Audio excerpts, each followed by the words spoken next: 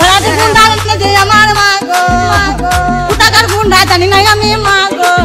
এবার আজকে বাড়িতে আজকে তো কিছু ঝামেলা করে না, আজকে বাড়িতে বসেছিল চুপ করে বসে আছে। অমনি ঘিরাও করে 5টা হায়ার নিয়ে এসে, দুটো ছেলে, দুটো বড় ভাই, দুটো ছেলে এসে একবারে হাঁসুয়ালি কুচি কুচি করে আমাদের এগুতে দিলে ছুটিয়ে মা গো। ভাড়াটে গুন্ডা যে আমার মা গো, কোথাকার গুন্ডা জানি না আমি মা গো।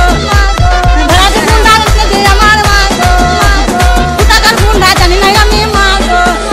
5 জন ছিল আমার মা গো, 5 জন হায়ান ছিল আমার মা গো। সবার হাতে ছিল অস্ত্র মা গো।